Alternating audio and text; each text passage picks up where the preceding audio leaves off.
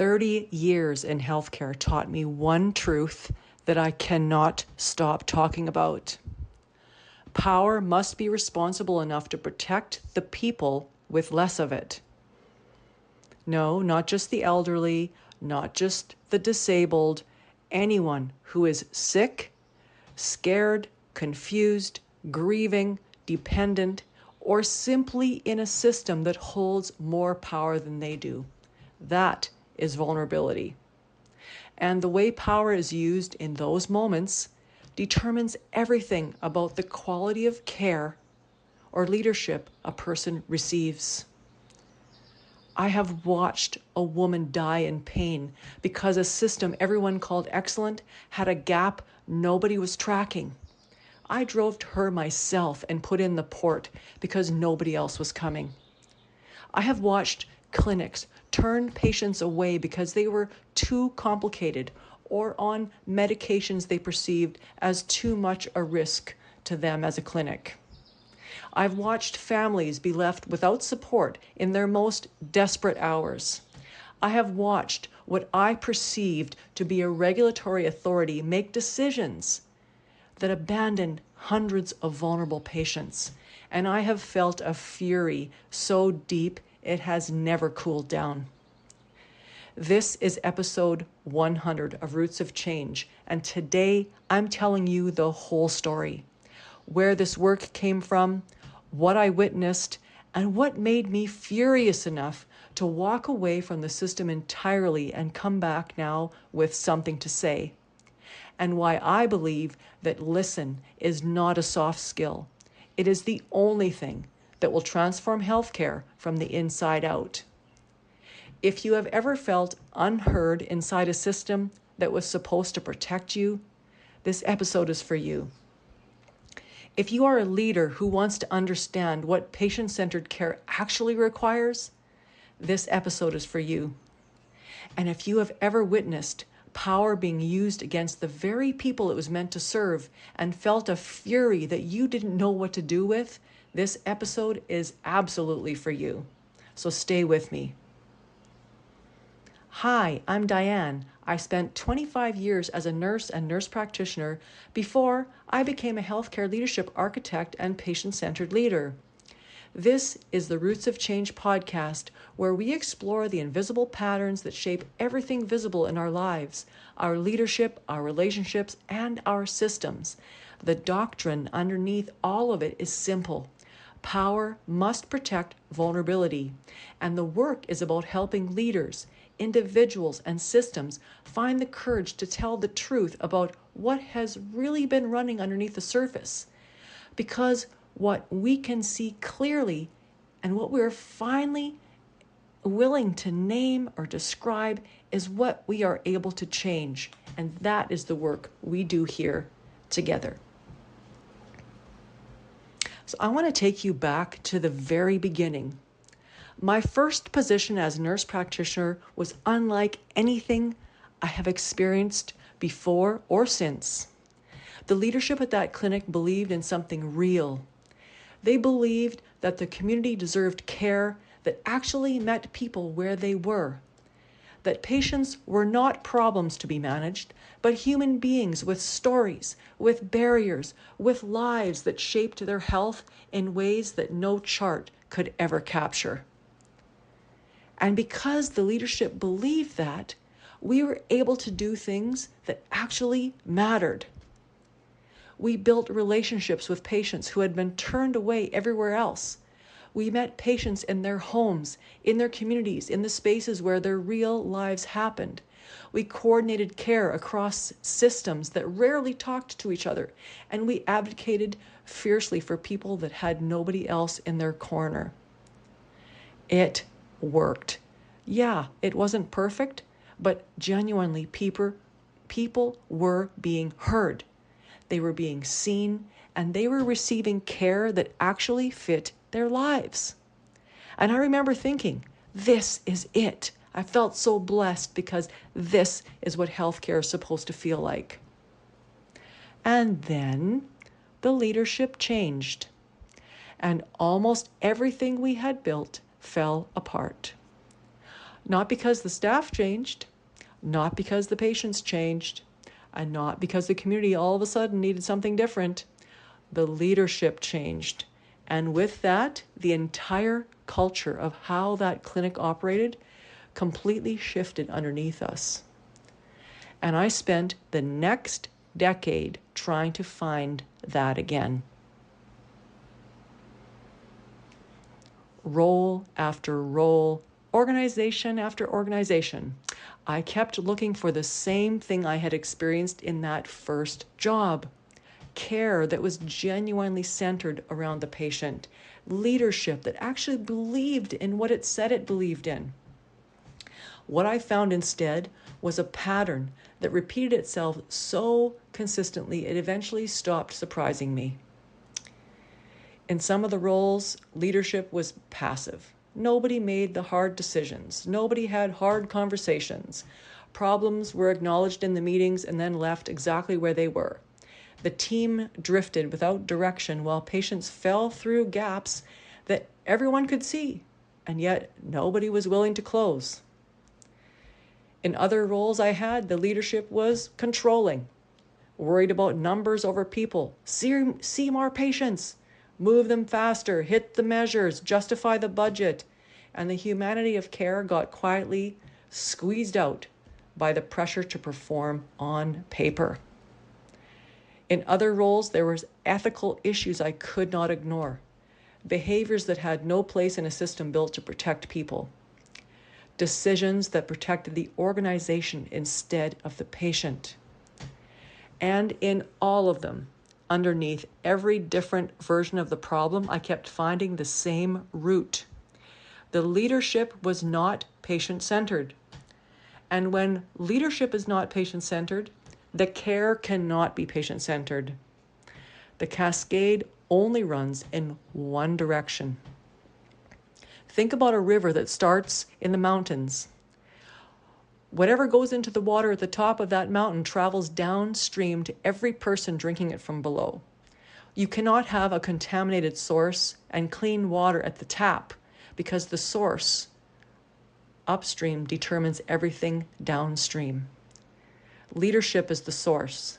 Patients are downstream, and every pattern, every belief, every blind spot a leader carries gets into the water. I saw this over and over and over again for 10 years. And every time I saw it, I thought of that first clinic. And I thought about what is possible when the source was clean. Eventually, I did something that changed the way I understood everything. I walked away from the buildings.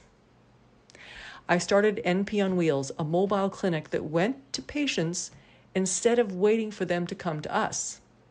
And what I saw from the ground was something I had never, or I could never have seen from the inside of any of those organizations. I saw the gaps from the patient's perspective.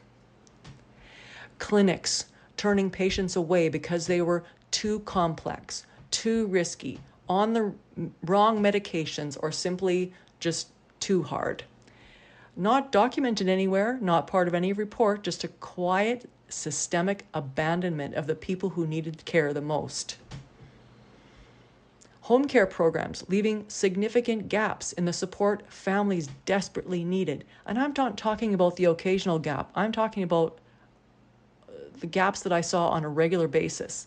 These were gaps that caused real suffering and real exhaustion for families who were already at their limit.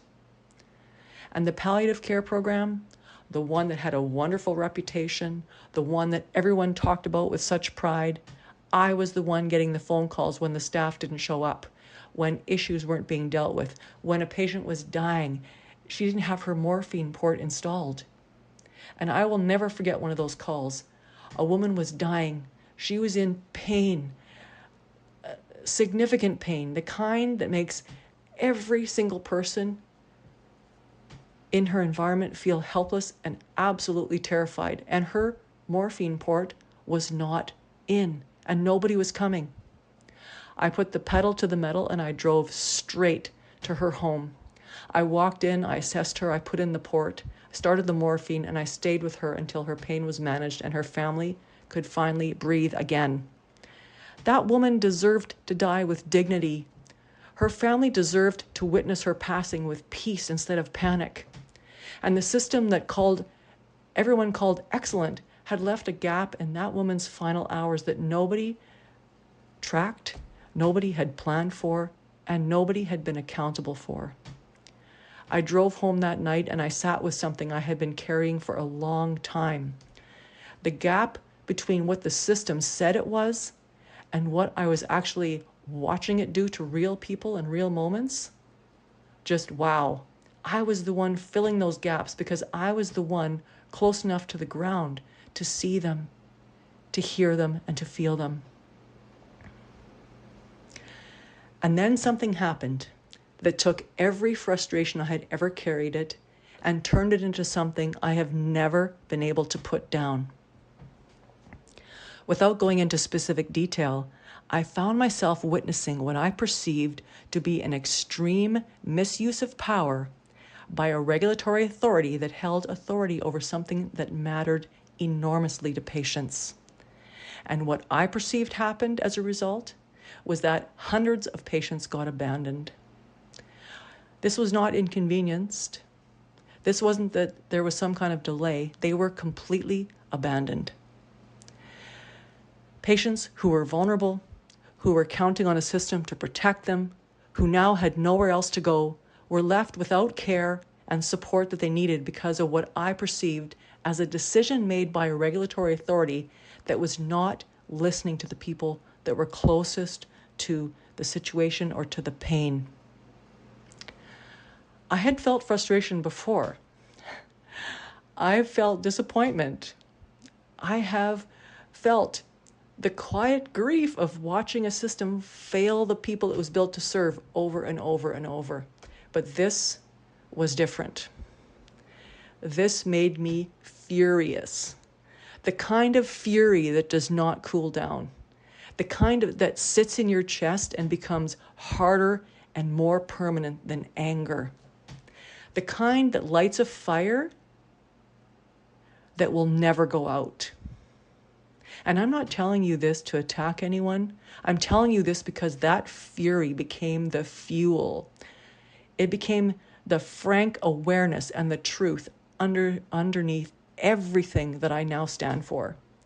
Because in that moment, I understood something at a level I had never understood it before.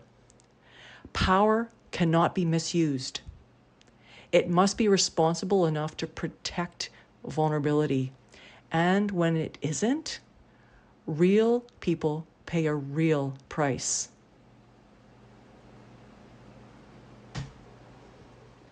I want to pause here and bring this directly to you because I am not telling this story simply just to tell it.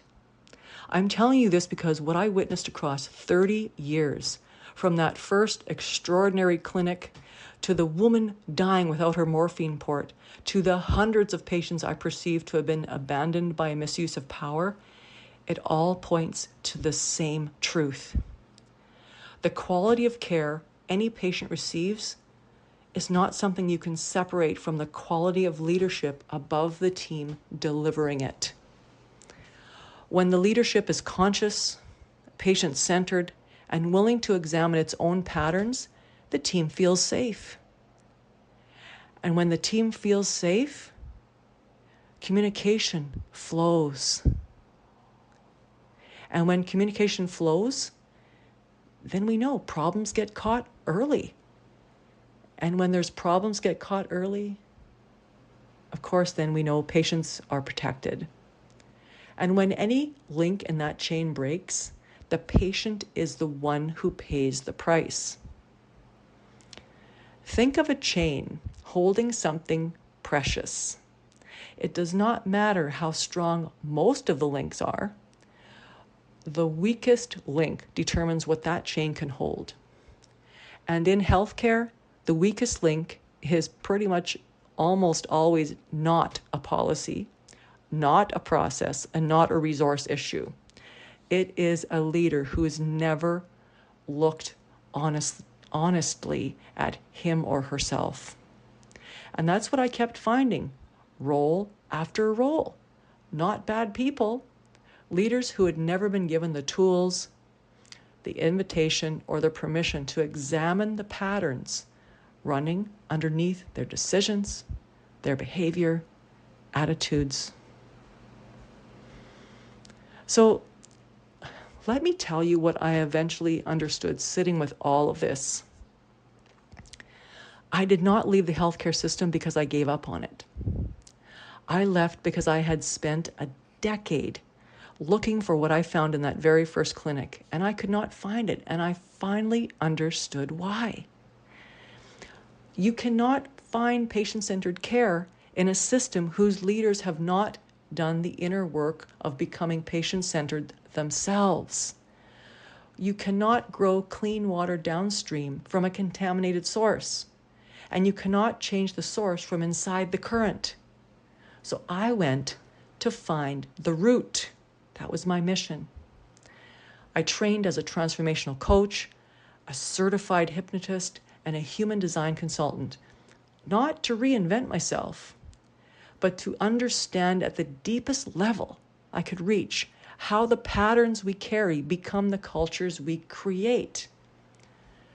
Because here's what I know now that I could not have articulated at that first clinic, even when I was living it.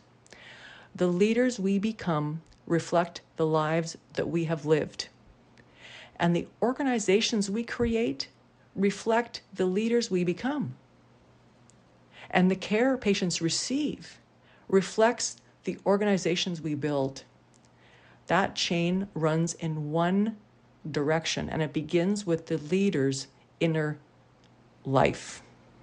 So the doctrine that I stand on is powerful, but very simple. Those with power must be responsible enough to protect those with less power because they have vulnerability. So the method that I teach is listen. LISTEN. Listen first. Involve the people closest to the pain and look at the whole picture around them. Strengthen safety and trust so people can tell the truth. Co-create action with the people involved. Evaluate together, nurture the people, the changes and the small wins, and then keep listening, because listen is a circle. It's not a checklist, and it never ends.